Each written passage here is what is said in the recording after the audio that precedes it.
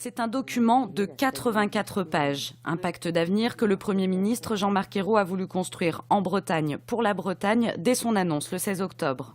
Une trentaine de réunions plus tard, ce sont près de 2 milliards d'euros qui sont consacrés à la région, à commencer par des mesures d'urgence.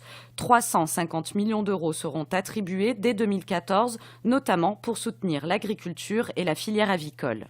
Il a une fonction d'urgence, naturellement, pour apporter des réponses à des familles qui aujourd'hui sont en difficulté du fait des restructurations économiques, notamment dans le Finistère Nord, mais pas seulement le Finistère Nord. Réponse également aux entreprises concernées et aux territoires concernés.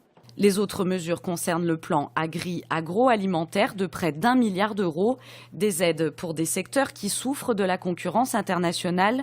Christian Troadec, à la tête du mouvement des bonnets rouges, lui, n'y voit qu'une coquille vide. S'ils ne vont pas aussi loin pour d'autres, ce plan manque de mesures concrètes pour aider un secteur en difficulté. Pour la nutrition animale, nous avions besoin de mesures structurelles, de long terme, d'actions concrètes qu'on demande depuis très longtemps. Et quand je parle du transport, je crois que c'est une mesure qu'on demandait qui aurait arrangé aussi bien l'administration locale que les entreprises. On aurait fait des économies dans les deux structures en temps et on aurait gagné en compétitivité sur le long terme. Le pacte d'avenir pour la Bretagne sera discuté au Conseil économique et social régional mardi prochain, puis au Conseil régional jeudi. Il sera ensuite signé par Jean-Marc Ayrault vendredi 13 décembre à Rennes.